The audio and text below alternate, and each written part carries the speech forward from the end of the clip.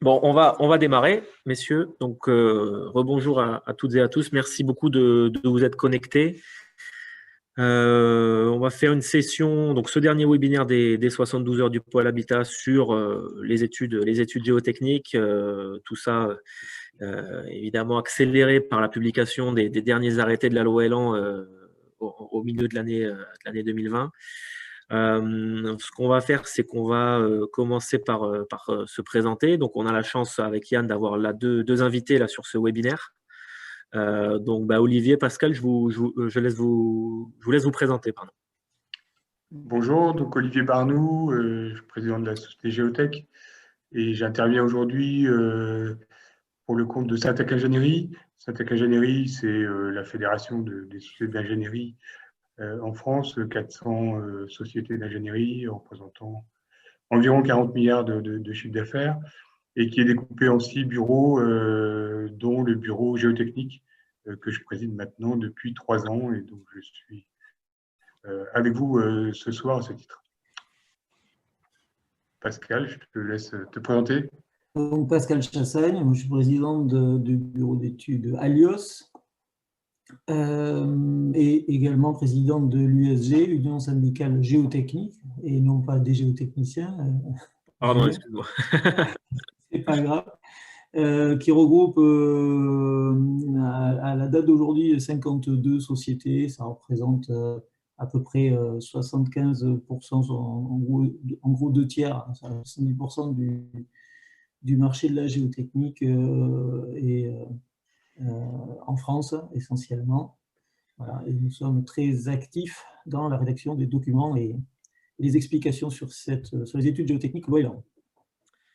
Yann, je te laisse te présenter également. Bonjour à tous, donc Yann Le Corfec, délégué national à l'aménagement et au foncier au sein du pôle habitat de la FFB. Très bien, merci. Et donc moi-même, Julien Siri, je suis délégué aux affaires techniques chez Pôle Habitat FFB également. Et donc on a atteint un bon nombre de participants, là c'est pas mal. On a prévu des présentations, enfin une prise de parole relativement courte. Le but va être, je pense, de prendre vos questions et d'y répondre. On a la chance d'avoir deux géotechniciens là avec nous, donc n'hésitez pas à poser des questions. Ce qu'on va faire, c'est qu'on va faire un petit rappel d'abord des textes réglementaires et normatifs, un petit peu un rappel du contexte. Ensuite, Pascal et Olivier vont nous expliquer un peu plus dans le détail le tenant et les aboutissants de la NFP 94-500 et ensuite on pourra dérouler les questions. Donc n'hésitez pas à les poser soit dans le chat, soit dans la partie Q&R que vous avez. Je pense que tout le monde maintenant connaît bien le système. Une présentation qu'on a pas mal faite dans les départements, dans les régions, qui est issue, alors là où vous pourrez trouver le plus d'infos sur le contexte réglementaire, enfin sur cette loi Elan, c'est dans notre actu juridique LCFFB, puisque c'est comme ça qu'on s'appelait à l'époque, du 26 août 2020, où beaucoup de vos questions, vous les retrouverez, enfin beaucoup de vos questions, vous retrouverez les réponses dans cette actu, donc n'hésitez pas à y aller, vous l'avez sur le site du Habitat. Donc une réglementation, Yann, je te laisse nous dire un petit peu la première partie de cette réglementation qui est en 2 temps, on va dire. Oui, donc au titre de l'article 68 de la loi Elan, alors qui est un peu intervenu comme un cheveu sur la soupe, puisque ça a été un amendement parlementaire qui a plus ou moins été piloté par l'association des assurances, en fait, qui regroupe l'ensemble des assurances. Et ce dispositif a exposé un principe qui est l'obligation de réaliser des études de sol en cas de vente de terrain ou de construction de maisons individuelles en zone à risque moyen ou en zone gonflement argile, moyen aléa, moyen ou fort. Alors, à compter du 1er octobre 2020, normalement, ça devait être le 1er janvier 2020. Il se trouve que le décret du 29 de mai 2019 fixait cette entrée en vigueur au 1er janvier 2020. Les arrêtés du 22 juillet 2020, 3 arrêtés qui fixaient le contenu des 2 études, plus la carte la carte des zones à risque argile moyen ou fort, ont été publiés en plein milieu de l'été, avec des dates d'entrée différentes. Donc, un dernier arrêté a été publié au journal officiel qui fixe l'entrée en vigueur de l'ensemble de ces obligations en matière d'études de sol au 1er octobre 2020. Donc là, c'est carré. Et depuis le 1er octobre 2020, le dispositif études de sol, gonflement argile est applicable.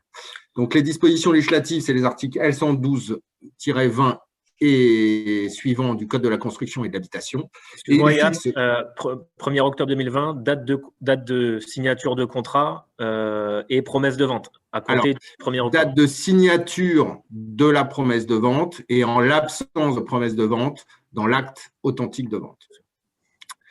Donc, le vendeur d'un terrain non bâti, d'un terrain nu, constructible, doit fournir à son acquéreur une étude géotechnique préalable à annexer à la promesse ou à défaut de promesse à l'acte authentique et uniquement lorsque lorsque les règles d'urbanisme permettent la réalisation d'une maison individuelle. Donc, on en rediscutera tout à l'heure, mais cette étude générale préalable est l'équivalent de la mission G1 au sens de la norme NFP 94 500. Ensuite, une problématique s'est fait jour puisque dès lors qu'un professionnel, que ce soit l'opérateur, aménageur, constructeur de maisons individuelles, s'il réalise la maison individuelle en VFA, ou le promoteur, dès lors qu'il acquiert ce terrain, le vendeur, personne physique, doit lui transmettre une étude préalable générale. La problématique tout de suite est intervenue sur les opérations d'aménagement, puisque les opérations d'aménagement, c'est en fait une opération d'acquisition-revente. Et au titre de cette acquisition-revente, l'aménageur, quand il acquiert un terrain, reçoit cette étude préalable générale dès lors que son opération d'aménagement est destinée totalement ou partiellement à la réalisation de construction de maisons individuelles. La question s'était posée d'ailleurs pour savoir s'il fallait faire une étude spécifique à chaque vente de lot issue de l'opération d'aménagement. Nous avons discuté avec les services concernés du ministère et ceux-ci, dans une communication officielle, ont bien précisé que dans le cadre d'opérations d'aménagement destinées totalement ou partiellement à la construction de maisons individuelles, une seule étude de sol, donc mission G1, qui est transmise par l'aménageur, donc c'est la même étude de sol pour la totalité du périmètre de l'opération d'aménagement que l'aménageur va annexer aux promesses de vente ou aux actes authentiques de vente dans le cadre de la revente des lots. On a une question sur le chat par rapport à cette slide. Donc effectivement, lorsqu'on est en risque faible, donc on va voir la carte après pour déterminer ce risque, les obligations de la loi Elan ne s'appliquent pas. Rien n'empêche de le faire si vous voulez faire une G1 à la vente, mais tout ce qu'on va dire sur la loi Elan s'applique en zone à risque argile moyen et fort, suivant la carte de géorisque qu'on va voir juste derrière. Donc Yann vous a parlé de la partie, on va dire, vente de T1. Je vous disais que c'était une obligation en 2 parties. La deuxième partie, la voici. C'est que une fois la vente réalisée, une fois cette étude G1 fournie, G1 PGC fournie par le vendeur, avant tout contrat de construction ayant pour objet des travaux de construction de maisons individuelles, c'est le maître d'ouvrage là qui doit fournir donc au constructeur cette étude G1 récupérée de la vente.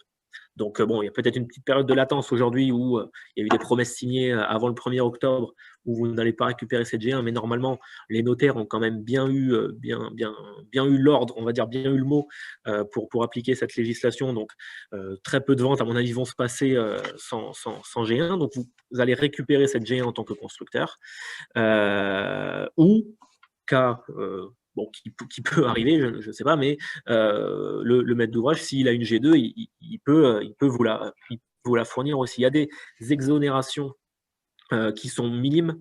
Les exonérations, ce sont les travaux qui n'affectent pas les fondations, la structure ou l'écoulement des eaux du bâtiment, ou les travaux relatifs à une extension inférieure à 20 mètres carrés et désolidariser du bâtiment existant. C'est bien et point ou, ce qui fait que les motifs d'exclusion et d'exonération sont assez minimes, parce que pour aller justifier, même si vous faites une véranda, malheureusement, bon, il y a quand même, ça affecte les fondations et la structure du bâtiment existant quelque part, à moins que vous arriviez à le démontrer. Donc, théoriquement, selon cette loi, vous n'êtes pas exonéré lorsque c'est le cas. Et ensuite, vous, en tant que constructeur, là, pour les constructeurs qui nous regardent, vous avez deux choix. La loi Elan laisse deux choix. Donc, soit de suivre les recommandations d'une étude G2, dont on va détailler après le contenu d'une étude G2 que vous faites réaliser par accord avec le client, soit partir sur des dispositions forfaitaires qui sont fixées par décret et par arrêté. Bon, s'il y a un risque, enfin si l'absence de risque argile est détectée lors d'une G1 ou lors d'une mission, bien évidemment, les dispositions sur l'argile ne sont pas à prendre en compte. Là, c'est effectivement le géotechnicien qui pourra vous dire ça. Qu'est-ce que je voulais vous dire également sur ce point? Oui, les dispositions forfaitaires, on les détaillera par la suite. Donc, bon, ce slide arrive un peu après la question là qui a été posée, mais voilà comment on détermine la zone à risque moyen ou fort. Donc c'est avec la carte que vous voyez sur votre droite. Et juste pour vous montrer deux cartes, parce qu'il y avait une nouvelle carte qui a été publiée au 1er janvier qui a été révisée du coup au 1er janvier, révisée de manière à prendre en compte un petit peu toute la sinistralité qu'il y a eu sur l'argile. Donc c'est un travail entre le BRGM et notamment les assureurs qui a permis de mettre à jour cette carte. Et vous voyez que c'est pas une carte du réchauffement climatique, hein, même si ça pourrait, mais vous voyez que il y a beaucoup plus de zones concernées. On est à peu près à la moitié du territoire concerné là par les dispositions de la loi Elan. Donc beaucoup de zones qui étaient faibles sont passées moyennes et de moyennes sont passées à fortes. Donc là aussi un impact non négligeable sur les zones concernées. Voilà la partie, on va dire, réglementaire. Il y a aussi une partie normative qui a évolué très récemment avec la révision du DTU 13.1 qui date maintenant de plus d'1 an, hein, cette révision, à savoir que, on l'a dit, la loi Elan, elle s'applique pour les contrats et les promesses de vente signées à compter du 1er octobre 2020. Le DTU s'applique pour les contrats signés, enfin la date du DTU qui s'applique, c'est celle qui était en vigueur au moment de la signature du contrat. Donc en gros, tous les contrats signés à partir de septembre 2019 doivent respecter le DTU 13.1, sauf exonération, hein, puisque la hiérarchie des textes fait que vous avez la loi Elan, donc c'est la réglementation, c'est la loi, il faut la respecter, il ne faut pas se poser de questions.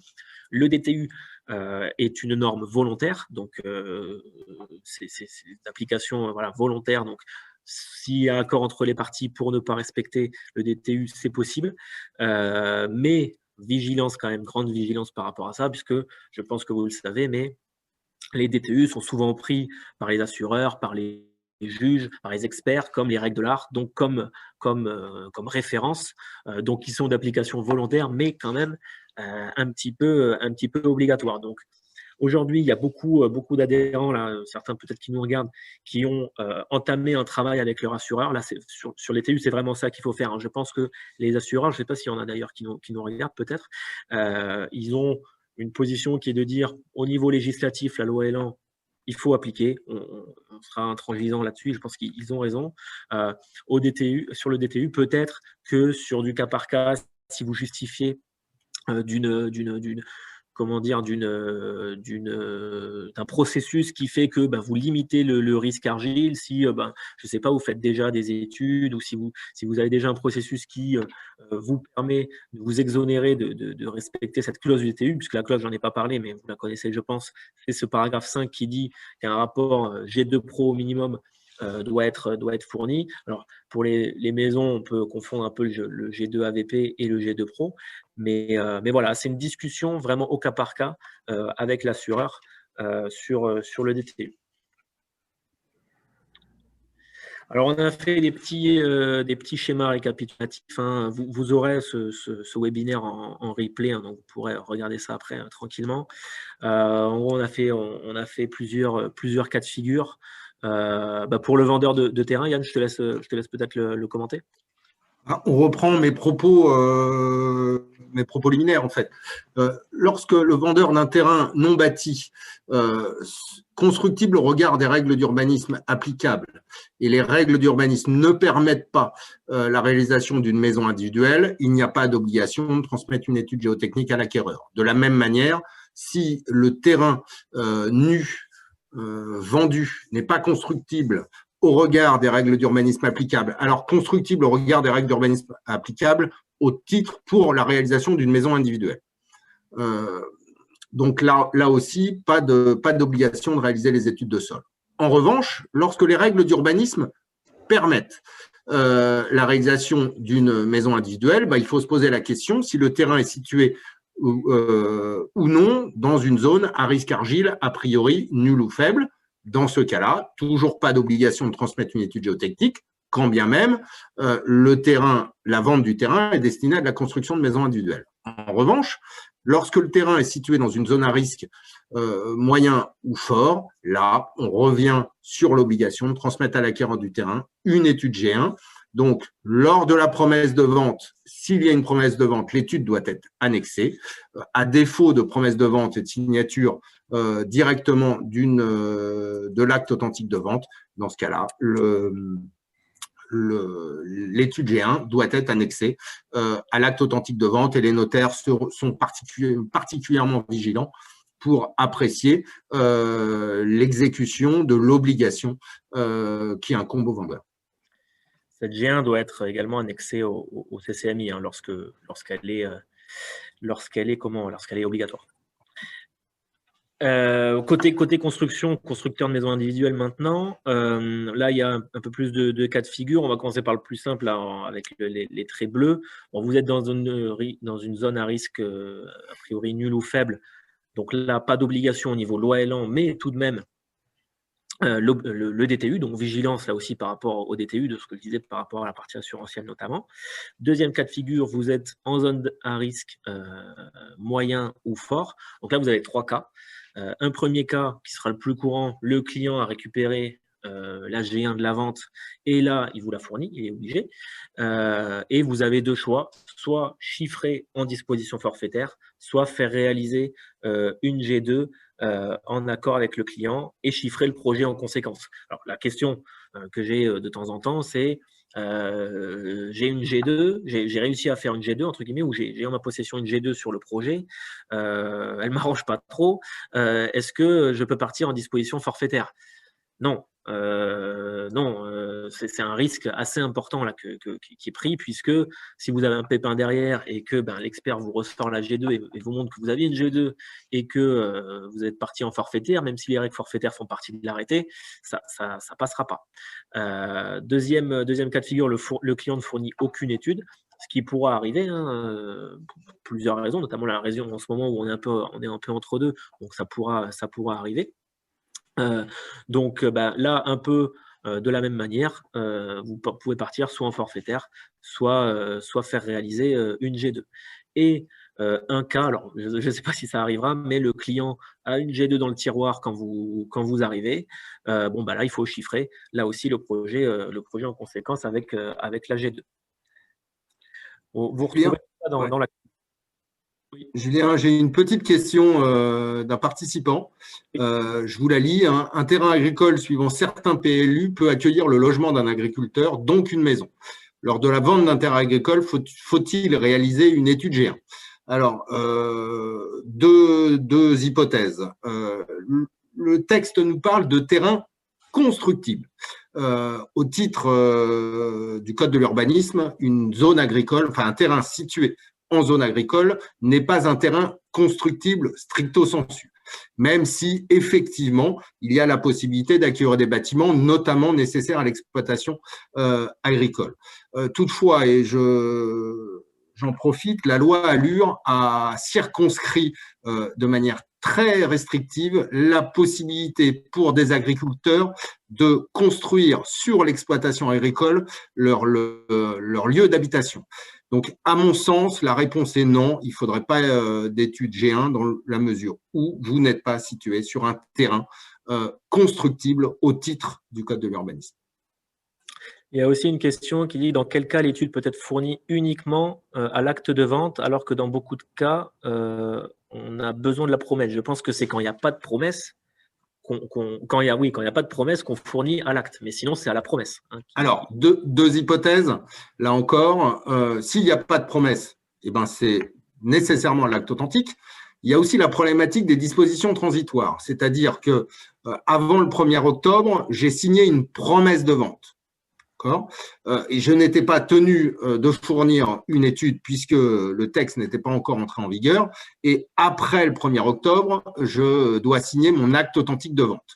Le dispositif rentre en vigueur à compter du 1er octobre au titre de la promesse de vente. Si vous avez signé des promesses de vente antérieurement au 1er octobre, l'acte authentique de vente n'a pas besoin de se voir annexer une étude. Une autre question, la G2 réalisée par le constructeur doit-elle être réalisée avant la signature du contrat, au risque de payer l'étude pour rien? Le chiffrage peut-il être fait après signature? Alors là, c'est vrai que c'est la difficulté de ce dispositif vis-à-vis du CCMI qui est mis en exergue, on va dire. Le fait de faire réaliser une étude par le client, même s'il y a marqué dans la loi que c'est par accord avec le client, vis-à-vis du CCMI, ça peut être considéré comme un avant-contrat et ça, c'est interdit. Donc là aussi, il faut être très prudent juridiquement par rapport à ça. Donc, vous pouvez faire réaliser cette étude par le client. Il faut qu'il n'y ait pas forcément de lien contractuel direct, on va dire, sur l'étude en elle-même. C'est très, très touchy, effectivement, ça, sur vis-à-vis du CCMI. Au risque de payer l'étude pour rien, malheureusement, on peut dire que oui. Et le chiffrage peut-il être fait après signature du CCMI? On est en prix et délai convenu. Donc, les avenants de plus-value, tout ça, c'est là aussi très compliqué juridiquement. Attention, grande vigilance par rapport à ça.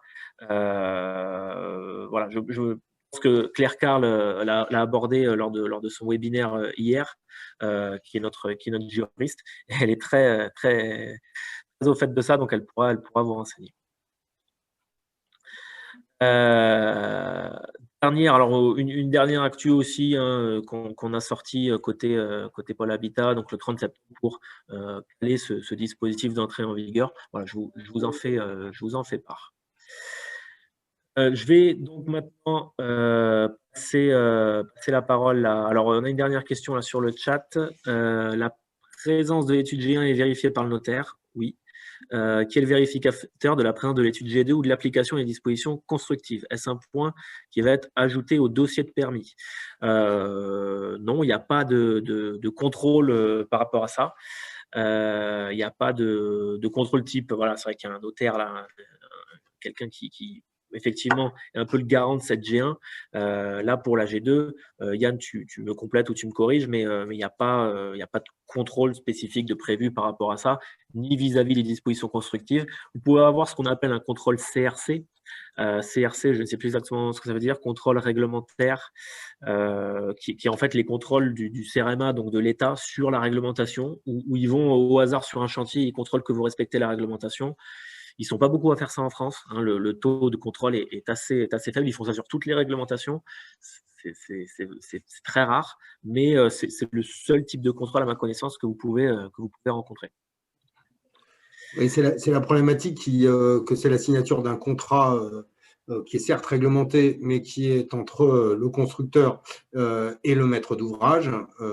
Et donc, il n'y a pas d'officier ministériel susceptible de contrôler le dispositif. Et puis, il n'y a pas, quoi qu'il arrive, d'attestation à ajouter au dossier de permis de construction de maisons individuelles. Toujours est-il que, attention, parce que si on s'aperçoit qu'il n'y a pas eu d'études et qu'il y a un sinistre, là, l'assureur risque de faire jouer une clause qui lui permettra de ne pas engager sa responsabilité. Alors, on a d'autres questions qui arrivent. Après, je passe la parole à Pascal et Olivier qui trépignent d'impatience depuis tout à l'heure pour nous parler de la 94 500. Faut-il réaliser une étude géotechnique dans le cadre d'une maison faite en VFA? Là aussi, si on lit la loi, c'est avant tout contrat ayant pour objet la construction d'une maison. La VFA en est un. Lorsque le maître d'ouvrage est un professionnel, promoteur, le vendeur du terrain doit-il fournir une étude de sol? Yann, je pense que oui. Oui. Voilà. Oui, c'est pas le CCMI qui est visé, hein, c'est vraiment la construction d'une maison individuelle, quelle que soit la vente qui est attachée, que ce soit une vente à terme ou un CCMI ou une V. Ouais, ou un contrat de maîtrise d'œuvre ou un. C'est pas les meilleurs contrats, hein, bien évidemment. Il y a des contrats bien plus intéressants que ces contrats-là, comme le CCMI par exemple, au hasard. Mais ça s'applique aussi à ces contrats-là. Bonjour. Excuse-moi, Julien, juste dernière question, et puis après on passera à la norme. Une G2 défavorable peut-elle être considérée comme un vice caché et posée sur le chat? Alors, à partir du moment où la G2 est défavorable et que l'ensemble des parties sont au courant qu'elle est défavorable, ça ne peut constituer un vice caché. Là, c'est un vice apparent et qu'il convient que les parties appréhendent, soit continuent concluent le contrat et érigent la maison, soit décident justement au titre de cette G2 défavorable qui va induire notamment des fondations spéciales et autres, peuvent décider de ne pas donner suite. Très bien, merci Yann. Donc, Pascal, Olivier, on a vu que cette loi Elan, ces missions géotechniques, là, les G1, les G2, elles sont bien écrites, enfin elles sont décrites en tout cas, bien peut-être pas, mais elles sont décrites dans l'arrêté, donc dans la loi. Les missions d'ingénierie de géotechnique, elles sont régies par une norme dont vous allez nous parler. Oui, il s'agit de la norme 94 500. Cette norme, elle existe depuis une vingtaine d'années, puisque les premiers travaux, elle a été pensée dès les années 1993. Tu peux changer la slide. La première version était la publication de la norme donc en 2000. En 2006, une première révision. 2013, c'est la version actuelle. Et en 2020, nous sommes actuellement en prévision, enfin en travaux pour une nouvelle révision. D'ailleurs, qui pourra s'appliquer également. Un des thèmes sera celui de la maison individuelle. Que dire? Cette norme concerne l'enchaînement des missions géotechniques. Donc, elle est calée. Alors, peut-être d'abord les points forts de la norme, si on veut, si tu me changes la slide, s'il te plaît.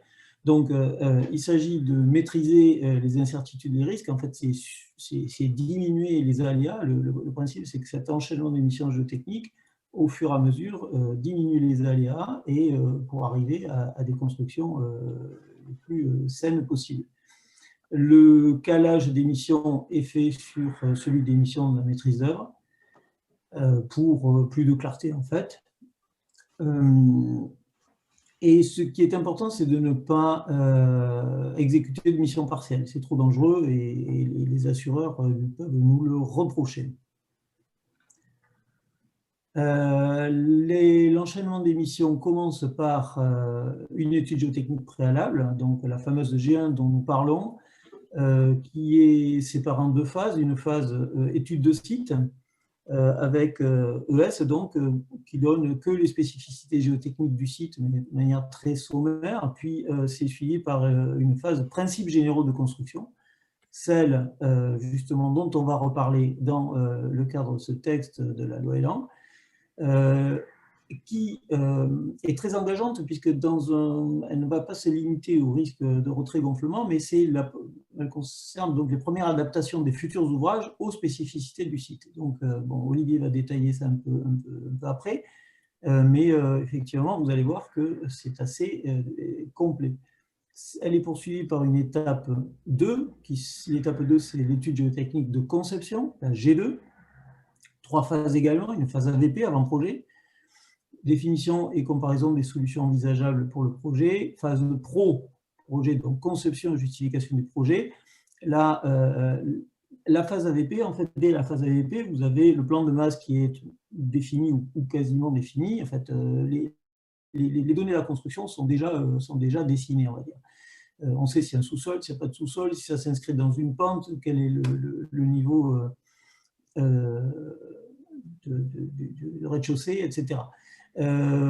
Poursuivi également pour une phase DCEACT, mais si on reste sur le cas de la maison individuelle, ça se cantonne très souvent à une phase avant-projet pro, parce qu'il n'y a pas de vrai changement entre ces deux phases dans le cadre d'un ouvrage simple, on va dire, comme une maison individuelle. Ensuite, on passe à la réalisation. Donc, les études géotechniques de réalisation, ce sont les missions G3, G4. G3, c'est le côté entreprise. Donc, l'entreprise doit produire une étude géotechnique d'exécution en interaction avec le suivi.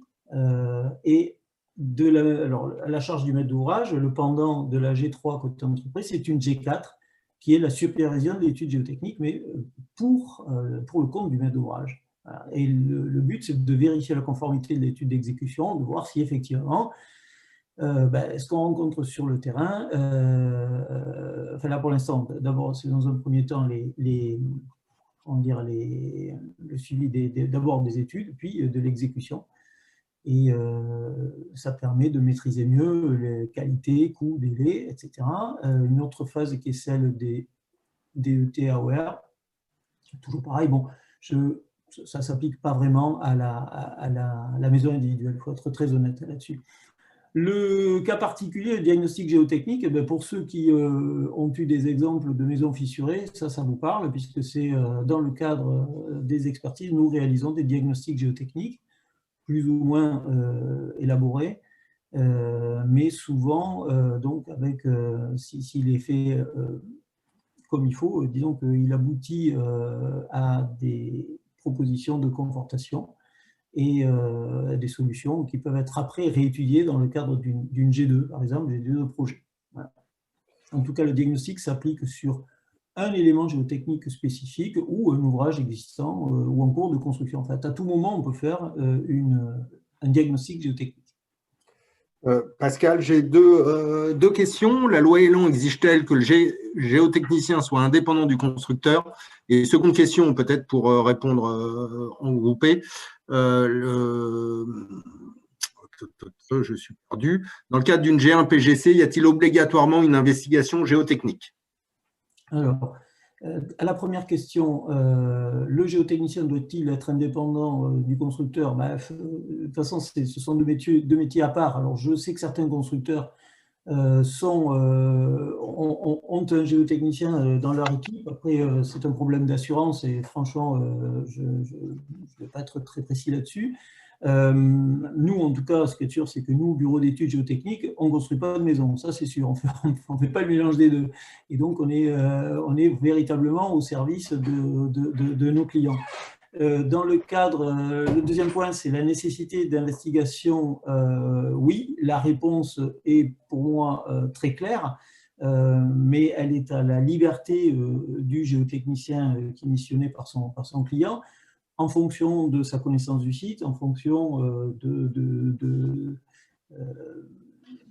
ce qu'il connaît. Mais bon, classiquement, on se Pour définir le risque RGA, par exemple, ça passe forcément par du prélèvement et des essais en laboratoire. S'il n'y a pas d'essais en laboratoire, ça va être très compliqué d'être affirmatif sur la nature des argiles et sa sensibilité. Et puis, c'est un principe général de construction. Donc, on est censé donner une idée du sol d'assise des fondations, de l'horizon d'assise. On ne parle pas de contraintes, on parle de rien, puisque le projet n'est pas défini, hein, on ne sait pas. Mais il est évident que ça passe forcément par des investigations. Donc, ils peuvent être, on a cité des tarières, des pénétros, mais ça, c'est Olivier qui va pouvoir développer ça, on va dire. Voilà, excusez-moi, dernière petite question. Une G1ES répond-elle à la loi Elan? L'un de nos clients s'est vu fournir une étude G1ES qui est très limitée. Alors, je finis avec cette réponse, et après je laisse la parole à Olivier. Non, clairement, tel que c'est rédigé, et on a travaillé sur un guide d'application de la loi Elan, non, la réponse des géotechniciens, la G1ES, elle est beaucoup trop évasive, beaucoup trop incomplète, et elle ne répond pas aux interrogations et aux objectifs de cette loi Elan. Voilà. Peut-être pour compléter ce que Pascal vient de répondre, effectivement, le décret précise qu'une G1 PGC vaut présomption de conformité à la loi, alors qu'une G1ES ne vaut pas présomption de conformité. Donc, dans l'esprit du législateur, c'est bien une G1 complète qu'il souhaite, donc, avec les phases ES et PGC telles que présentées par Pascal il y a quelques minutes.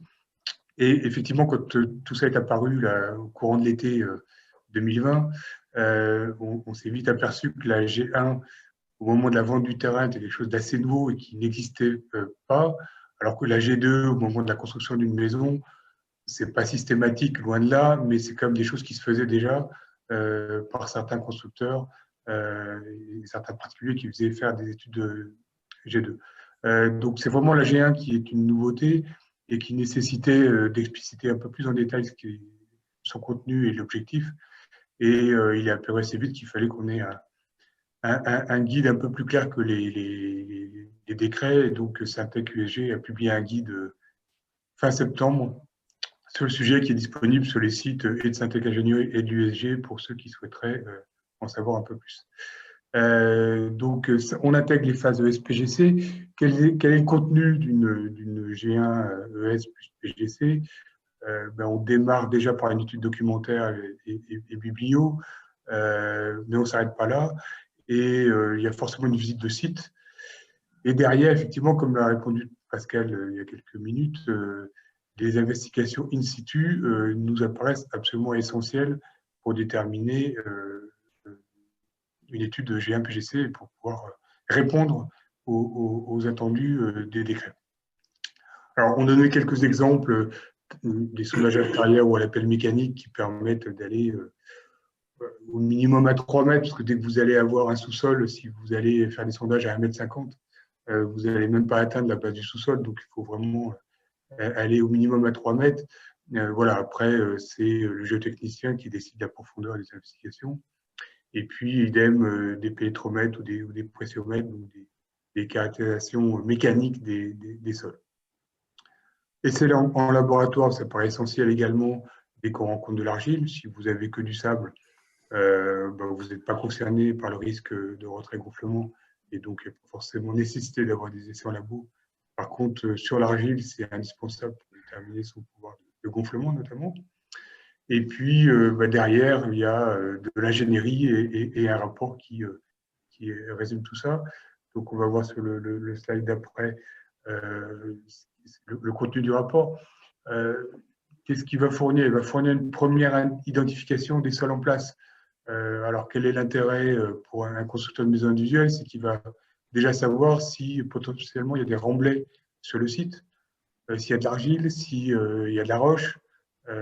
Donc ça, c'est comme une première information intéressante. Et puis, une première identification des risques majeurs. Alors, on a cité quelques-uns, les carrières souterraines, des dissolutions de gypse ou des karstes, certains connaissent ça, les problèmes d'hydrogéologie et de nappe, les problèmes de stabilité de pente, et puis effectivement le risque contre gonflement. Mais on voit que dans les risques majeurs, qui peut concerner une maison individuelle, il n'y a pas que le risque retrait-gonflement. Et l'objet de la G1, c'est de pouvoir évoquer l'ensemble de ces risques, même si on n'ira pas au bout de l'ensemble. Et de l'étude détaillée de dissolution de gypse qui nécessite parfois des sondages à 40 ou 50 mètres de profondeur. C'est clair qu'en G1, on n'aura pas le détail. Par contre, on saura que ça existe et que le sujet est potentiellement concerné. Qu'est-ce qu'il y a d'autre? Il y a également une première approche de la ZIG. Alors, la ZIG, c'est la zone d'influence géotechnique. Bon, pour une maison, ça va être principalement des mitoyens. Si on va construire le long d'un mitoyen, il y aura des dispositions à prendre en compte. On va avoir tout ce qui est contrainte liée à la réalisation d'un sous-sol. On va déterminer quels sont les horizons porteurs qui vont permettre d'aller fonder la maison. Et puis le mode de fondation, souvent c'est des semelles superficielles, mais ça peut être un radier ou ça peut être des fondations profondes des puits. Et évidemment, l'ensemble de ces risques sont à affiner en mission G2. Quand vous allez avoir des sondages à 3 mètres, c'est clair que vous n'allez pas pouvoir étudier les carrières souterraines. Par contre, on saura déterminer si la parcelle est potentiellement concernée par ce type de risque. D'où l'importance derrière d'enchaîner sur une mission G2. Alors pourquoi c'est important la G1? Peut-être la slide d'après, Julien. C'est qui permet d'anticiper un certain nombre d'aléas avant la signature du contrat de CMI. Julien l'a rappelé tout à l'heure, une fois que vous avez signé le contrat de la maison, vous ne pouvez plus bouger le prix ni le délai. Alors que quand vous avez une G1, vous l'avez forcément avant de signer le contrat et vous pouvez anticiper un certain nombre de risques. Pour l'acheteur, évidemment, c'est d'anticiper la qualité du terrain et donc potentiellement son prix. Donc c'est clair que l'acheteur a vraiment un intérêt à la G1. Le vendeur peut avoir un peu moins d'intérêt à la G1, mais de toute façon, c'est obligatoire s'il est en zone d'aléa moyen à fort de retrait complet. Et puis effectivement, le constructeur, je crois que c'est essentiel qu'il puisse être alerté avant la signature s'il y a des risques majeurs et la G2 sera d'autant plus indispensable dans ces cas-là. Et je vais passer la parole. Avant de passer à la G2, il y a une question, une remarque là sur le chat pour être totalement complet sur cette G1. Donc, toutes les G1 auront donc une investigation sur terrain et il y a Sylvain qui nous cite un extrait de l'arrêté qui est très intéressant, effectivement, avec ce si besoin. Je pense que vous y avez répondu. En gros, si on lit stricto sensus l'arrêté, on peut faire une étude de site et après, si besoin, un programme d'investigation géotechnique. Donc, autant dire que c'est c'est le géotechnicien qui va décider ce besoin, mais que automatiquement, quand on est dans une zone à risque argileuse moyenne ou forte, le besoin, il est là. Voilà. Donc, et puis, pour être complet, Julien, là-dessus, si la GA se limite à une étude documentaire, en gros, on va recopier la carte du BAGM qui est déjà disponible par tout le monde. Et donc, l'apport est quasiment nul. C'est-à-dire que si c'est pour faire ça, ça ne sert absolument à rien. Et ça ne permet pas même de déterminer s'il y a de l'argile présente ou pas sur le terrain. Vous faites une visite de site, ça ne suffit pas pour voir s'il y a de l'argile à 2 mètres. Hein. Donc, par contre, peut-être juste pour insister là-dessus, à partir du moment où on fait des investigations, ça veut dire que nous, on est amené à faire des DICT. Et donc, ça veut dire qu'on rentre dans un schéma et dans des délais qui sont potentiellement relativement longs. Et donc, une G1, le délai moyen, c'est 4 à 6 semaines. Donc, si le vendeur du terrain s'aperçoit de l'obligation au moment où il est en train de signer sa promesse chez le notaire, il se reprend 4 à 6 semaines de délai. Et c'est ce qui est arrivé ces derniers mois. Et c'est sûr que c'est mal vu à ce moment-là et qu'on passe pour les vilains canards de demander 6 semaines pour faire une étude. D'où l'importance de la communication et du fait que cette loi soit mieux connue pour que les vendeurs anticipent dès qu'ils souhaitent vendre un terrain, qu'ils lancent tout de suite l'étude. De toute façon, elle est valable un certain nombre d'années, donc ce n'est pas perdu. Très bien. Une dernière question, mais c'est sur la G2. On va peut-être présenter la G2 et après on aura une question sur les dispositions forfaitaires après, mais on va en parler. Donc on en parle après. Ouais. Donc, la G2 adaptée à la maison individuelle, vous souvenez dans les slides précédentes, les deux phases de la G2, enfin les trois phases, mais les deux premières, donc c'est l'AVP et la Pro, force est de constater quand même que sur 90 ou 95% des études G2 que nous faisons en études pour la maison individuelle, on n'a jamais les éléments clairs, nets et précis pour une Pro, donc en fait c'est souvent des G2 AVP valant Pro. Voilà. Et c'est un peu ce qui va être prévu, en tout cas les réflexions actuelles vont dans ce sens, une contraction des phases de la mission de conception pour une simplification sur des ouvrages simples, donc type maison individuelle. Ça sert à quoi une G2? Ça sert à réduire encore les aléas résiduels qui étaient mentionnés dans la G1-PGC. Donc effectivement, il faut répondre à tous les postes qu'Olivier a détaillés juste avant. Elle se passe, je le répète, donc à partir de plans établis par un architecte ou par un constructeur, peu importe, mais donc plan de masse, coupe, on a les niveaux, la présence éventuelle de sous-sol, etc. Comment s'inscrit le bâtiment dans le terrain? Est-ce qu'il y a des pentes? Est-ce que, enfin, bref, c'est un peu, bien entendu, ça va être la notion de mitoyen est très très importante parce que s'il faut venir terrasser à proximité d'un mitoyen, ben, il faut être certain, c'est-à-dire qu'une simple petite étude, ou une simple petite maison peut devenir très compliquée si on interfère sur un mitoyen, par exemple non fondé, alors que nous on veut faire un sous-sol. Voilà. Et donc, dans ce cas-là, on rentre dans le cadre d'une étude qui devient beaucoup moins ouvrage simple, à la limite. Et l'objectif de la G2, c'est de définir précisément donc, le mode de fondation, le niveau d'assise, bien sûr, de donner des valeurs de calcul de portance, clairement. On dimensionne les fondations. On propose donc les solutions de dallage, calcul de tassement. Si il faut préparer le sol, ben, on donne les modes de préparation de sol support, de réception, le drainage, comment va se comporter un éventuel sous-sol, par exemple, en présence d'une nappe, cuvelage, pas cuvelage, les NPHE. En fait, vous voyez que le contenu est extrêmement complet. Terrassement vis-à-vis des avoisinances, c'est ce que je vous ai dit juste avant. Et donc là, c'est effectivement le traitement des risques majeurs. Hein. Et après, que se passe-t-il? Ben, après,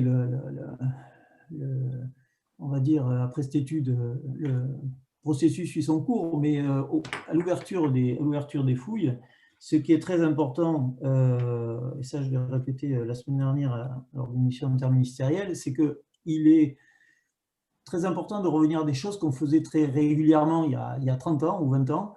C'était une visite de fond de fouille à l'ouverture du chantier.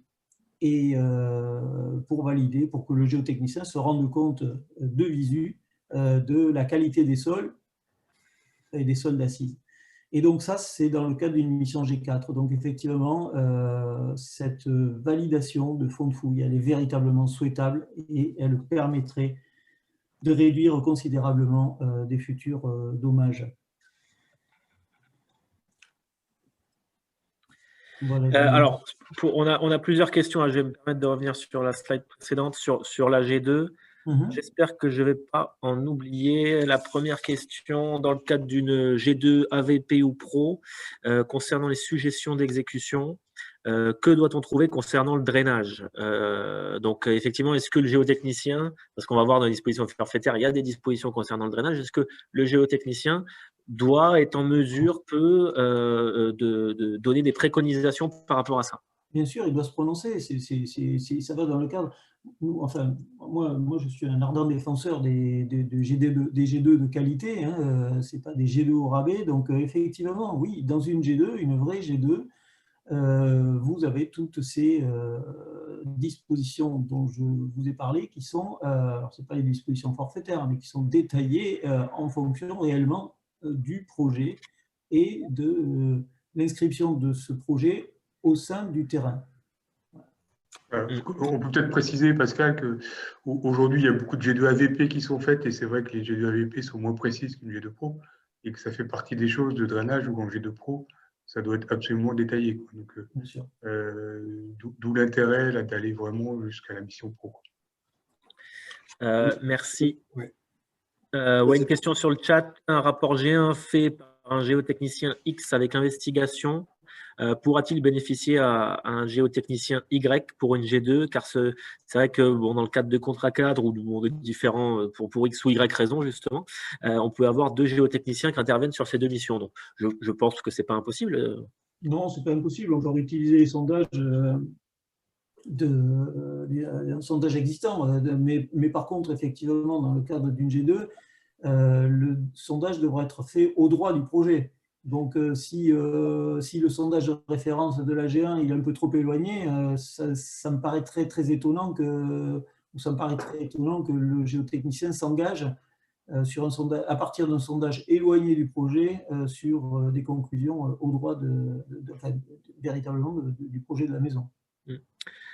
Concernant les calculs de portance, vous vous référez au DTU pour les descentes de charge? Je ne pense pas dans les DTU, il n'y a pas ce genre d'informations, sauf erreur de ma part. Les descentes de charge, comment ça se passe? Vous les récupérez du BET quand il y en a un? C'est vrai que c'est une question, ça. Oui. En gros, on sait à peu près ce que descend les descentes de charge sur un niveau ou 2 niveaux, etc. Donc, effectivement, si on n'est pas très précis, ce n'est pas forcément indispensable. Mais bon, c'est sûr que plus on a d'informations, mieux on se porte. Ça, c'est complètement évident. Et dans le cadre, par exemple, d'une résidence, au-delà de la maison individuelle, oui, la G2 Pro, elle a besoin véritablement des descentes de charge, clairement, parce que là, c'est un ouvrage un peu plus complexe. Très bien. Il y a 2 autres questions en suspens, là, je les ai vues, mais je pense qu'elles concernent toutes les dispositions forfaitaires, donc on va y revenir, puisque justement, on va parler de ces dispositions forfaitaires. Ça, c'est un résumé schématique d'un ancien schéma du BRGM qui est sorti avant toutes ces dispositions loi Elan. C'est juste pour ne pas vous faire un copier-coller du texte de l'arrêté qui est assez lourd et pour faire un truc un peu plus schématique. Donc, voilà, ces dispositions forfaitaires. Vous les avez ici résumé. Alors bien évidemment le 0,80 c'est en aléa moyen, il n'y a pas d'aléa faible là, dans le cadre de notre disposition loi Elan, mais vous avez, alors rappelez déjà la philosophie finalement de cette loi Elan, enfin de cette partie de la loi Elan. C'est une philosophie un peu ESSOC, c'est-à-dire qu'on va faire des G2, enfin pousser à faire des G2 pour optimiser le système de fondation, parce que c'est ce qu'on recherche, mais on laisse la possibilité, en tout cas c'est la philosophie, on laisse la possibilité de faire par des dispositions forfaitaires, de prendre enveloppe, de prendre un cas plus défavorable. Alors on se rend compte dans les faits que ce 1,20 m est peut-être un peu sous-évalué dans beaucoup de cas, enfin dans certains cas. Mais voilà, la philosophie, c'est celle-là, c'est de dire on prend le cas le plus défavorable en disposition forfaitaire pour inciter quand même à faire des G2. Donc, je ne sais pas si ça marche vraiment, si c'est pertinent techniquement, etc. Mais en tout cas, c'est la philosophie. Donc, ces dispositions forfaitaires, donc les voici avec des profondeurs d'ancrage minimales, des dispositions à respecter au niveau tour de la maison, de drainage des eaux de ruissellement. Donc, pas mal de dispositions à respecter. Finalement, ce n'est pas qu'une profondeur d'ancrage, les dispositions forfaitaires, c'est beaucoup de choses. Donc, vous les avez sur ce schéma. Et je pense que Pascal et Olivier, même si je connais votre avis, vous voulez nous en faire part sur ces dispositions forfaitaires. Voilà, juste quelques mots sur les dispositions forfaitaires. Il y a des choses qui sont relativement intelligentes et de bon sens. Et si j'ai un conseil à donner aux constructeurs, la partie rigidification de la structure, c'est vraiment ce qu'il y a de plus efficace aujourd'hui. Et c'est pour ça qu'aujourd'hui, ce qui est sinistré, c'est plutôt les maisons individuelles et pas trop des bâtiments en béton armé, même en R0 et R+1, qui devraient avoir la même sensibilité au retrait-gonflement. En fait, ils sont beaucoup moins sinistrés parce qu'ils sont beaucoup plus rigides. Donc, vraiment, la rigidification, c'est vraiment essentiel. Par contre, Pascal vous a présenté qu'on faisait des missions G5 de diagnostic. Et c'est vrai qu'on est amené à en faire beaucoup sur des zones sinistrées liées aux différents arrêtés catastrophes naturelles de retrait-gonflement. Et très régulièrement, les fronts de dessiccation, ils descendent à 2,50 m, 3 mètres de profondeur. C'est-à-dire qu'on trouve des fondations à 2 mètres, 2,50 m qui sont encore impactées par ce risque de retrait-gonflement. Donc, quand on voit qu'en zone d'aléa fort, la préconisation forfaitaire, c'est d'aller à 1,20 m, voilà, on dit juste attention. En plus, c'est écrit que c'est un minimum, donc je ne sais pas qui va déterminer la profondeur réelle, mais si vous vous arrêtez à 1,20 m, il est possible, dans un certain nombre de cas, que ce soit pas suffisant. D'autre part, il y a comme un certain nombre de ces dispositions constructives, enfin forfaitaires, qui sont souvent hors du champ du contrat du CMiste. Quand on demande des trottoirs périphériques tout autour de la maison, c'est rare que ce soit dans le contrat de base de la maison. Quand on demande des écrans antiracinaires par rapport aux arbres existants, c'est rare que ce soit dans le contrat. Et donc, ce qui complique un peu l'application de tout ça. Et puis le dernier point qu'on voulait soulever également, c'est les phénomènes climatiques qui augmentent. On voit que la carte, les cartes du BRGM en 10-15 ans sont bien densifiées. Et on voit que les phénomènes climatiques s'enchaînent de plus en plus et tant leur fréquence que leur intensité augmente. Et donc, qu'est-ce qui va se passer dans quelques années? Ce qu'on construit aujourd'hui, dans 5 ans, dans 10 ans, est-ce que vous savez à quelle profondeur il va falloir aller? Et donc, c'est important d'essayer d'anticiper tout ça. Et le point qui me paraît, moi, essentiel, c'est vous n'avez pas de G2, vous faites des dispositions forfaitaires. Et puis, dans 5-6 ans, 8 ans, il y a des fissures. Donc là, le particulier va voir son assureur. Et qui va être responsable dans ces cas-là? Et m'est avis que c'est probablement le constructeur qui va se retrouver responsable. Il n'y aura pas de géotechnicien pour prendre un petit bout de responsabilité ou un gros bout. Le particulier, il n'y connaît rien, il n'est pas responsable. Et je doute que le ministère accepte de dire c'est de ma faute, je vais donner une disposition forfaitaire trop faible. Voilà. Donc, il y a quand même des gros risques dans le cadre de la décennale que le constructeur qui a même suivi des dispositions forfaitaires soit un peu embêté et que son assurance soit amené à prendre en charge. Voilà. Donc, nous, on estime que ces dispositions forfaitaires, bon, elles peuvent avoir un intérêt, mais elles sont quand même assez dangereuses et qu'il vaut mieux faire une G2, ce qui permet en plus de s'adapter quand on demande des trottoirs périphériques alors qu'on a une limite de mitoyenneté, quand il y a des arbres que les gens ne veulent pas couper, etc. Voilà, enfin, il y a quand même des réalités qu'une étude G2 permet d'étudier plus en détail que ces dispositions forfaitaires. Alors, il y a une question sur quelles sont les dispositions à prendre si une même parcelle est à la fois en zone aléa faible et aléa moyen. Sommes-nous tenus de réaliser une étude si la construction est positionnée sur la zone d'aléa faible? Et ça, c'est Fabrice dans l'Ain. Il n'y a que dans l'Ain que ça existe. Ça, c'est pas possible. À mon avis, la réponse, c'est que ce qui est vendu, c'est la parcelle. Oui. Donc la G1, elle est sûrement obligatoire. Je partage votre avis à partir du moment où c'est la vente d'une parcelle partiellement située en zone d'aléa moyen, on rentre dans le champ du dispositif loi Elan et donc il faut faire une… Et pour rajouter… Par contre, je ne suis pas sûr dans cette hypothèse-là qu'une G2 pour la construction de la maison individuelle soit exigée. Oui, d'accord. C'est voilà. Se situe la vérité du trait sur la carte, si vous voulez, hein, parce que je pense que les qui travaillent sur les cartes ne vont pas le tracer à la parcelle. Donc, la nécessité de la G2, à mon avis, sera donnée par les investigations de la G1. Très bien. Une question là, qui avait été posée un petit peu avant, là, mais sur laquelle je reviens parce qu'elle concerne les dispositions constructives. La tentation de laisser des travaux à charge client tels que la barrière étanche ou les drains périphériques n'est-elle pas un risque pour le constructeur en cas de sinistre de par son rôle de conseil? Ne risque-t-il pas d'être appelé en cause? En gros, je pense que là, François, là, tu fais référence au fait qu'effectivement, souvent, tout ce qui est VRD, on va dire extérieur, et parfois souvent réservé à charge client.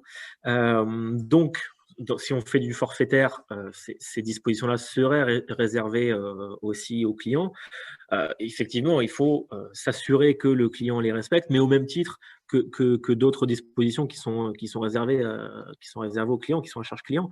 Là, c'est vrai on va être dans du réglementaire, donc c'est un cran supplémentaire. À savoir si le constructeur peut être remis en cause ou pas par son devoir de conseil, il le sera dans tous les cas, puisque le devoir de conseil, il s'applique tout le temps.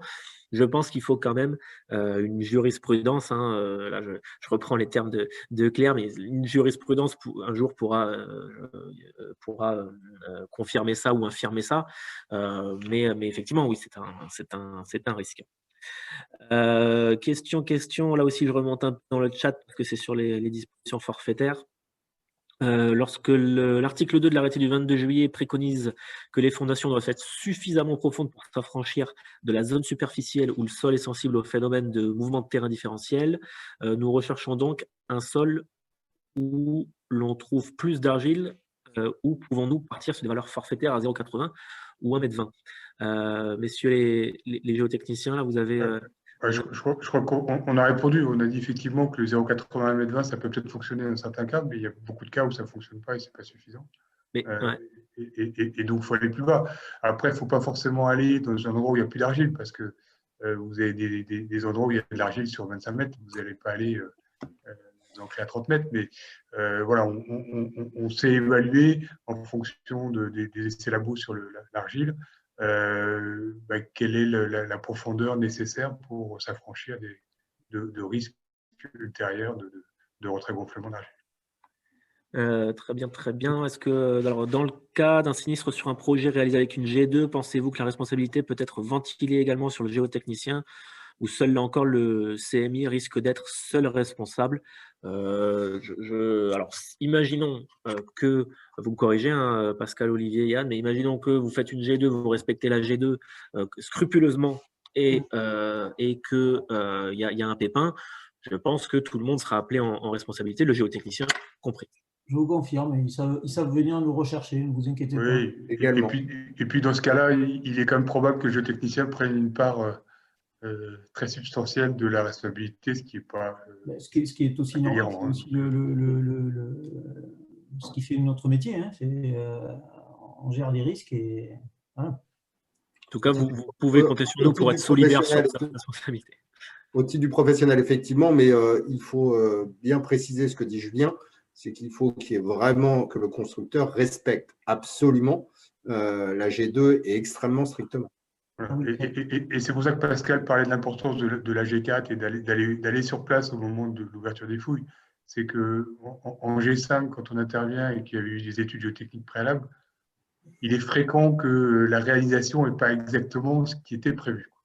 Enfin, ce qui était demandé par le géotechnicien, soit volontairement, soit involontairement, parce que le maçon n'a pas forcément compris ce qui était dans l'étude, etc., ou a mal interprété. Mais c'est quand même très fréquent. Oui. Alors, question là aussi, drainage, oui, mais quel type de drainage? Alors, je pense que qu'on soit en forfaitaire ou en G2 Pro, il y a le DTU 20 points qui dans une annexe, l'annexe A de mémoire, détaille les types de drains, le drainage au sens large. Donc, en termes de référentiel technique, je pense qu'on peut s'appuyer là-dessus. Si une G2 Pro préconise une profondeur d'adaptation inférieure aux dispositions forfaitaires inférieures qui prévaut la loi ou la G2 Pro, que les dispositions soient inférieures ou supérieures aux dispositions forfaitaires, lorsqu'il y a une G2 Pro, c'est la G2 Pro qui va prévaloir. Déjà, bon, si c'est inférieur, tant mieux, bonne nouvelle, G2 Pro, c'est super. Mais même si c'est supérieur, on ne peut pas repartir en forfaitaire parce que ça nous arrange. Peut-être que réglementairement, juridiquement, bon, il n'y a pas écrit ça dans la loi, mais si vous avez un pépin derrière et qu'il y a une G2 Pro qui sort, qu'il y a une G2 Pro qui était présente, pardon, bon, bah là, c'est forcément, vous êtes en responsabilité. Voilà, et puis pour préciser, Julien, il y a des cas aussi où on est en zone d'aléa moyen, et puis quand on vient faire les sondages, on ne retrouve que du sable. Mais dans ce cas-là, on ne va pas aller à 1,20 m ou à 80, on ira au hors-gel et ça suffira. Et ça, il y aura beaucoup de cas, hein, parce que la révision de la carte, comme disait Pascal, elle n'a pas été faite à l'échelle de la parcelle. Donc, peut-être qu'ils ont vu un peu large parfois. Hein, on n'a pas eu la chance de participer. Et c'est assez intéressant quand on lit les rapports parlementaires, notamment de la loi Elan, notamment le rapport du Sénat qui a vraiment travaillé sur cette question. Il était question que 22% seulement du territoire, enfin 18%, excusez-moi, seulement du territoire était constitué de zones en aléa moyen ou fort. Et on s'aperçoit qu'on est bien au-delà au titre de la nouvelle carte. Voilà, donc pour être totalement complet là, sur ces dispositions forfaitaires, un retour peut-être d'adhérents, parce que bon, on commence à avoir des retours d'adhérents, des retours d'expérience, et on a beaucoup d'appels, beaucoup de questions qui font qu'on a la chance d'avoir ces retours d'expérience. De prime abord comme ça, les dispositions forfaitaires, c'est le chemin le plus simple, le plus court vis-à-vis du CCMI. Mais beaucoup de constructeurs qui sont partis sur ces dispositions forfaitaires commencent un petit peu à en revenir, parce qu'on se rend compte que quand on veut tout chiffrer, ça commence à faire quand même, et que voilà, il y a aussi des possibilités d'optimisation avec une G2. Donc voilà, on ne va pas se mentir vis-à-vis du CCMI, c'est le chemin le plus court et le plus simple, mais là aussi, peut-être que l'effet G2 et l'effet d'optimisation, c'est là où le travail avec le géotechnicien il est pertinent et il est intéressant. C'est qu'il va falloir travailler avec le géotechnicien pour optimiser le système de fondation. Et peut-être que sur une maison, ça sera un peu plus que le forfaitaire, mais peut-être que sur les 9 autres, ce sera du gain. Donc, là aussi, hein, c'est vraiment un choix pour le constructeur. Donc, petite conclusion, après, s'il y a d'autres questions, n'hésitez pas. Il y en a une, Julien. Il faut chiffrer et détailler les lots charges clients. Interrogation. Oui, en CCMI, oui. Là aussi, hein, c'est plutôt clair qui vous répondra là-dessus, mais lot charge client, chiffré, oui. Détaillé, alors détaillé, c'est chiffré, oui. Détaillé, là, vous avez quand même tout pour le faire avec l'arrêté. Donc oui. Hein. Donc, je ne sais pas s'il y a d'autres questions, hein, tu m'interromps, Yann, mais rapidement les conclusions et surtout les perspectives, parce que là, on a la chance d'avoir l'USG et Syntec, donc on va poursuivre nos travaux communs. Il y a cette révision de la NFP 94500 qui est pas totalement adapté dans son format à la maison individuelle. Enfin, en tout cas, il y avait une annexe maison individuelle avant. Là, les travaux visant à en tout cas clarifier tout ça pour la maison, ils vont être en cours et on va les mener ensemble sur cette révision. On va continuer les infos en région et en département avec nos amis de l'USG et de Syntec. Je pense que c'est très intéressant de le faire. Il y a vraiment là deux professions, je pense, qui doivent se parler, hein, qui se connaissaient peut-être pas avant et qui se rencontrent et qui doivent se parler ou continuer de se parler. Si la loi Elan permet au moins ça, et ben tant mieux. Donc on va continuer là-dessus et on va aussi réaliser, peut-être aussi dans le cadre des travaux de la 94500, essayer de réaliser notre guide commun là, où on va détailler un peu les missions GC, G2 adaptées à la maison individuelle pour parler là aussi d'une parole commune entre nos structures. Je vois qu'il y a encore des questions. Une petite question. Les fondations sur pieux peuvent-elles être une alternative économique intéressante?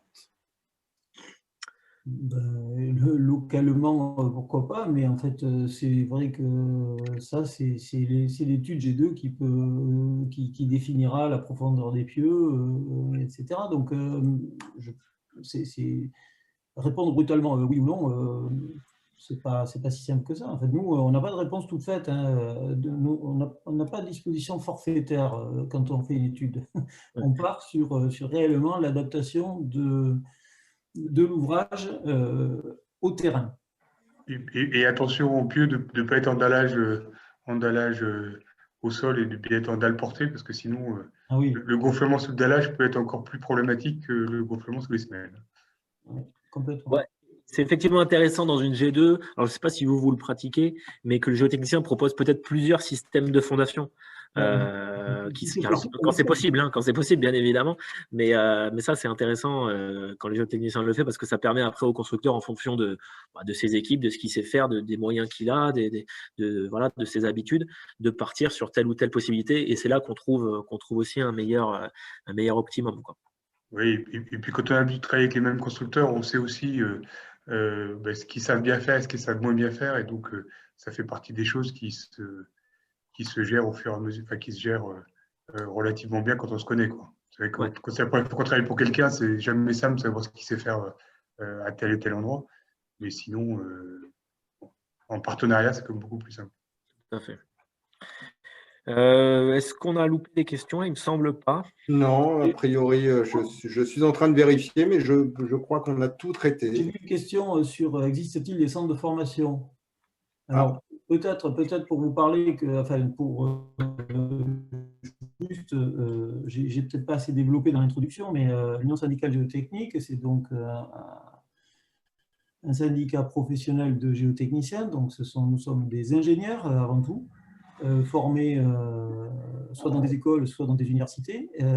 Et qu'est-ce qui nous caractérise? C'est d'abord que nous sommes assurés pour le risque géotechnique. Et nos missions et nos bureaux d'études sont qualifiés au PQIBI. Voilà, et on travaille suivant le respect des normes. Donc, pour nous trouver, c'est simple, c'est l'Union syndicale géotechnique. Vous avez la liste des géotechniciens, 52. Mais comme il y a des sociétés sœurs, etc., ça fait beaucoup d'agences sur toute la France. Et là, c'est un gage de travail. En tout cas, c'est un gage nous faisons passer des messages vraiment de qualité et de développement de ce beau métier. Voilà. J'ai une dernière question de Loïc Boquillon. Pieux, massif, plus plot, plus long green, exonère-t-il de l'étanchéité périphérique? Pieux, massif, plus plot. Alors la dernière, c'est la plus difficile. Alors je vois pas pourquoi. À préciser cette question, je vois pas pourquoi ça exonérerait. Et il y a une précision sur la question versus semelle filante. Oui, déjà, on va limiter très sérieusement les risques, mais après, encore une fois, c'est à adapter sur le site. C'est très difficile de répondre à ces questions. En fait, ouais, ça va dépendre de l'écoulement des eaux, de la teneur en eau du sol. Est-ce qu'il y a besoin? Il n'y a pas toujours besoin de cette étanchéité. Ça va dépendre. Là aussi, c'est vrai que c'est du cas par cas. Devons-nous chiffrer, on l'a loupé, celle-là. Devons-nous chiffrer les travaux pour membrane anti-racine, par exemple? La membrane anti-racine, elle est là pour quoi? Elle est là pour bloquer les racines des arbres quand il y en a, hein, parce que les racines vont absorber de l'eau et donc quand ça va faire des mouvements de retrait, c'est ça qui cause les mouvements de retrait, gonflement de l'argile, hein. Je caricature un peu, mais en gros c'est ça. S'il n'y a pas d'arbre de prévu, alors je ne sais pas comment ça se passe là pour le coup vis-à-vis du client, mais pour le coup là, il ne faut pas le chiffrer. Mais je pense que dans la plupart des cas, pour bloquer ces racines, il y a aussi des règles sur les hauteurs d'arbres et l'éloignement par rapport à la maison. Donc, bon, s'il n'y a pas d'arbre, pas de problème, mais s'il y en a, je pense qu'il faut chiffrer à la recherche client, mais il faut le mettre. Ouais. C'est clair que la végétation est un facteur aggravant, c'est le principal facteur aggravant du phénomène. Oui. Une question, alors je suis surpris de ne pas l'avoir vu parce que je l'ai de plus en plus là, celle-là. En mitoyen ou sur les parcelles très contraintes, sur du forfaitaire, on va partir, le drain il doit être éloigné de 2 mètres quand c'est pas possible. Alors moi j'ai trouvé des règles techniques qui permettent de drainer par dessous.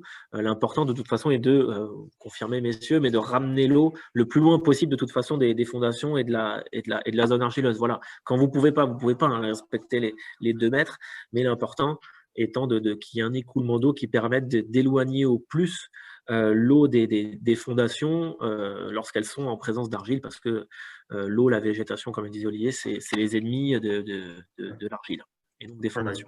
Et puis l'infiltration d'eau, c'est pas terrible non plus. Donc, Julien, une dernière question. Alors, une précision, puisque Sylvain Massonneau nous disait, on parlait des contrôles tout à l'heure, Et Sylvain Massonneau nous dit que le CEREMA est très actif dans ses contrôles en Auvergne. Et puis, dernière question, est-ce que les géotechniciens font l'objet d'un contrôle par un organisme de contrôle agréé par l'État et sont-ils soumis à une obligation de formation continue? Alors non, il n'y a pas d'obligation de formation continue. Nous sommes davantage contrôlés par nos assureurs, en fait, et avec des taux d'assurance qui sont très élevés dans la géotechnique. Donc, effectivement, c'est un peu le système français. En revanche, les qualifications PQI-BI peuvent être un gage de qualité, et autres. Mais il y a pas on n'a pas d'ordre, on n'a pas d'autres niveaux de contrôle. Alors, sauf erreur de ma part, il y a… Pardon. Je voulais juste rajouter un point sur l'origine de la loi Elan, enfin de l'article 68 de la loi Elan. C'est bien les assureurs et les géotechniciens ont un pouvoir de lobbying très très faible et on n'y est absolument pour rien, même si on trouve que c'est très bien, mais on n'est absolument pas à l'origine de tout ça. Mais on n'en doutait pas, évidemment. Non, mais bon, je pense que vous me confirmez, je pense avoir, qu'il n'y a plus de questions, que ce soit sur le chat ou dans les questions-réponses. En tout cas, de toute façon, vous avez nos coordonnées. Si vous voulez les coordonnées de Pascal ou d'Olivier, sauf contre-indication, on peut bien évidemment continuer à échanger, continuer à poser vos questions. N'hésitez pas. Je pense que on va encore en reparler toute l'année toute l'année 2021 de ces études de sol. Il y a un travail de fond à faire qui est intéressant. Voilà, en tout cas, c'était vraiment un plaisir d'animer ça avec vous. Je vous remercie. Je vous remercie à tous les trois. On a eu un pic à 55 connexions, donc 58, c'est super. il me semble. 58, voilà. Donc très bien, très bien. Merci à tous ceux qui se sont connectés. Merci de nous avoir invités. Préciser aussi que les replays sont disponibles sur la plateforme et que la plateforme est ouverte pour aller sur les stands de nos partenaires ou voir les replays des différents webinaires jusqu'à lundi soir. Absolument. Merci à tous. Merci à tous, merci aux participants. Merci, bonne soirée. Bonne soirée. Merci, au revoir. Au revoir.